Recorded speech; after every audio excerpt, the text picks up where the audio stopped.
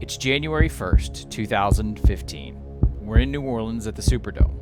Urban Meyer's number 4 Ohio State Buckeyes are trying to close out a massive upset against Nick Saban's number 1 Alabama Crimson Tide in the Sugar Bowl.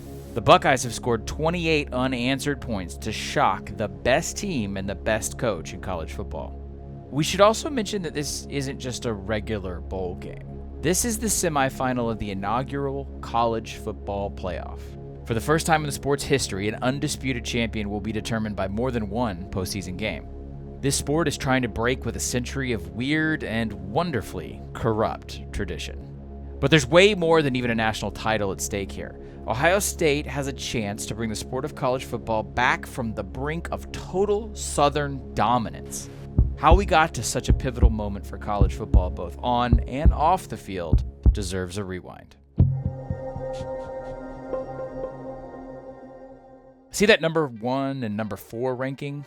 It took over 100 years, literally. But college football finally embraced a postseason bracket, even though it's only 4 teams. It's impossible to explain why this sport finally gave in to this format without mentioning SEC fatigue.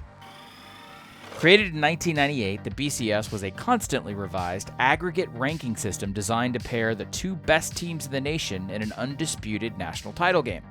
All of this was designed to prevent the older Bowl Alliance system, and before that, it was just bowls, from naming multiple national champions in a single season. And it sucked. The BCS was widely loathed by conferences, by media, and fans alike. LSU coach Les Miles famously admitted that he used media appearances to manipulate human poll voters in an effort to game the BCS system. And the BCS didn't even do the one job it was actually created for. In 2004, LSU won the BCS, but USC was voted number 1 in the AP poll.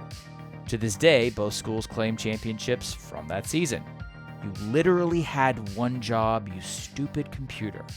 As the BCS aggravated everyone, college football became dominated by a single region, and almost exclusively by one conference.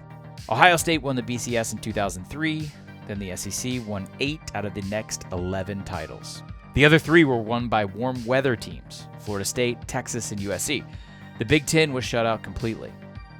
Ohio State was blown out by their current head coach Urban Meyer when he was at Florida in the 2007 BCS championship, and again by LSU in 2008.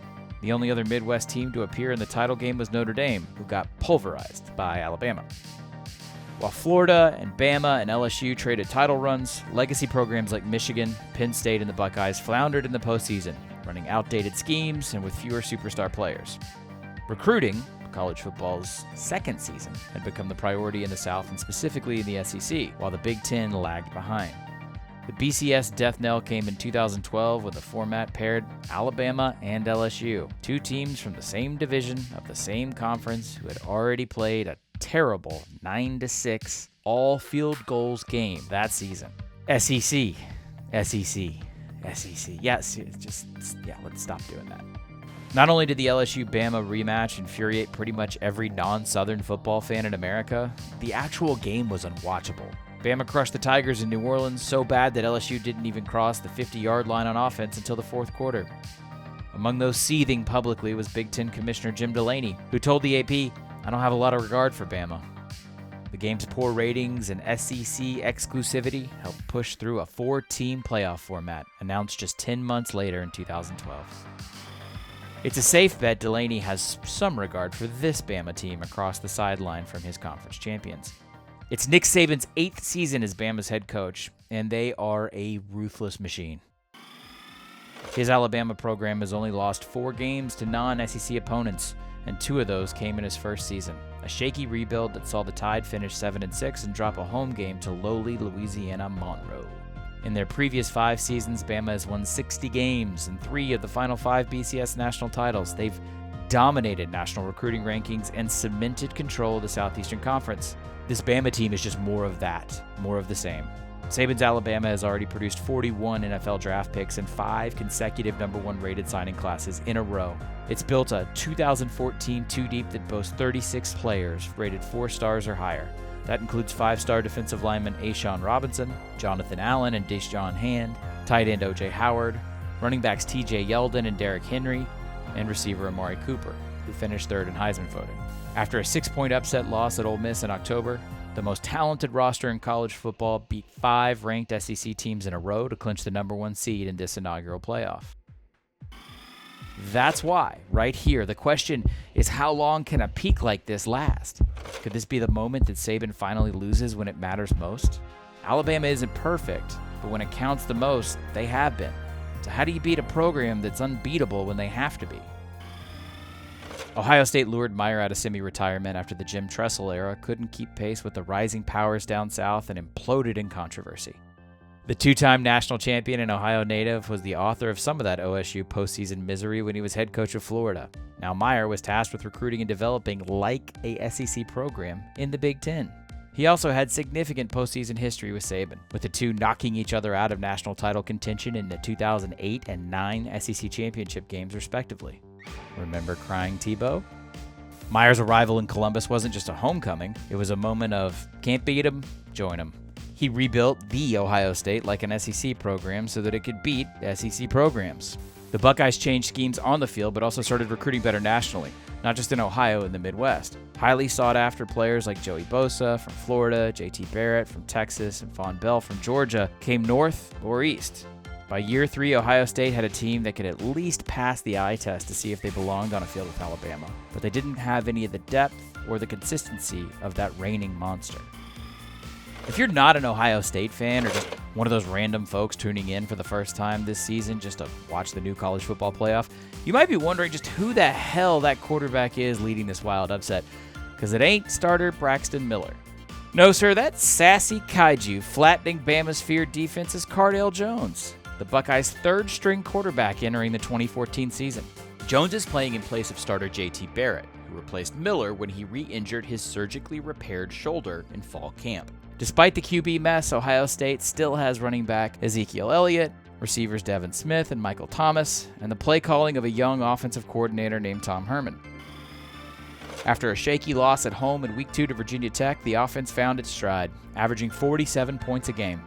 Barrett responded wonderfully, throwing for over 2,800 yards and 34 touchdowns while rushing for almost 1,000 yards and 11 more touchdowns. But Barrett broke his ankle on a rushing play against Michigan, at the time with Ohio State leading by just a touchdown.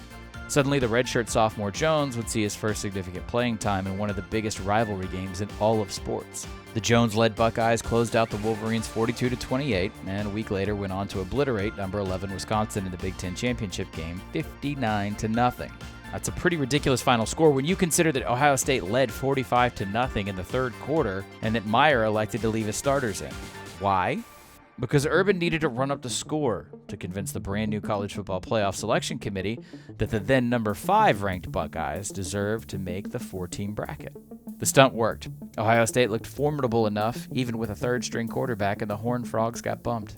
The new playoff committee selection process was messy, controversial, and drew a ton of attention, not unlike the old BCS ranking system. Now, it's the first day of the first ever postseason bracket tournament in this sport's history, and the Buckeyes aren't really supposed to be here. Earlier, number 2 Oregon blew out number 3 Florida State in the Rose Bowl, and had Bama done the same, detractors and college football purists would start to complain that the playoff was an unnecessary money grab, instead of a highly logical money grab. The newly formed playoff is looking for justification, proof that 4 teams, not 2, are deserving of an equal shot at the national championship, and that these are the right 4. Nothing would certify this format better than a close-scoring game between the prohibitive favorite and the controversial 4 seed.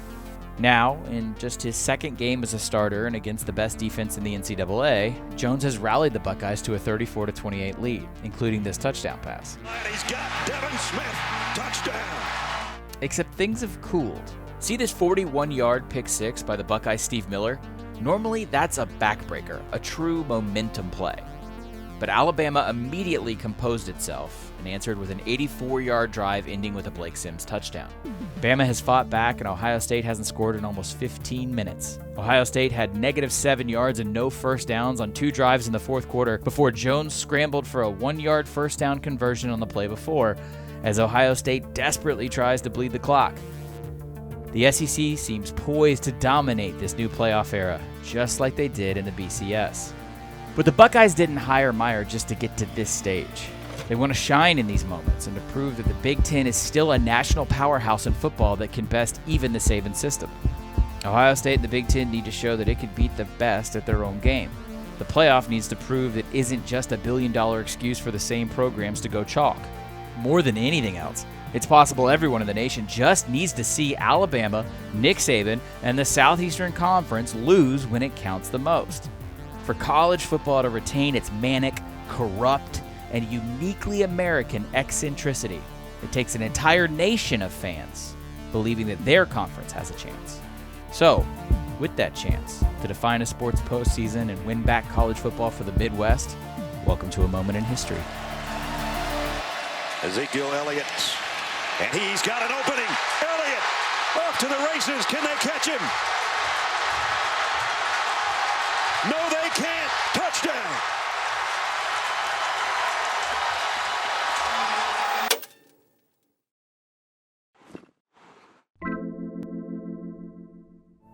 All right, thanks for watching. Please subscribe to Secret Base. You can click on that thing right there.